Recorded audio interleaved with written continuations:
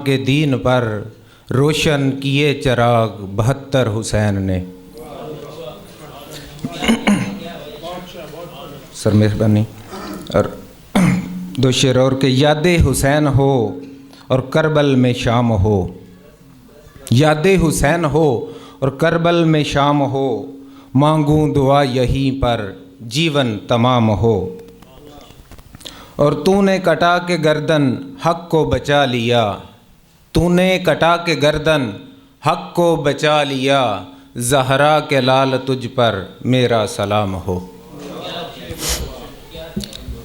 और सर पंजाबी दे चंद शार कि गल पत्थर ते लीक रहा वां, गल पत्थर ते लीक रहा वां, अनखां दा वसनीक रहा वां। गल पत्थर ते लीक रहा वां, अनखां दा वसनीक रहा वां, ते मैं दर्दां दा किस्सा यारो नगरी नगरी चीक रहा वां। मैं दर्दां दा किस्सा यारो नगरी नगरी चीक रहा वां।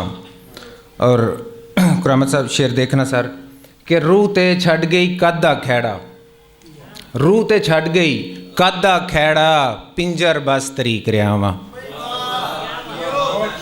सर मेहरबानी।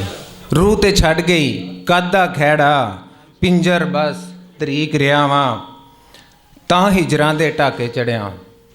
शेर देखना कि तां हिजरां दे ढाके चढ़िया, बहुता जो नज़दीक रहा वां। तां हिजरां दे ढाके चढ़िया, बहुता जो नज़दीक रहा वां, ते दुखां दी जंज रोज़ पई चढ़दी, दुखां दी जंज रोज़ पई चढ़दी, नासर सुख उड़ीक रहा वां। सर मेहरबानी।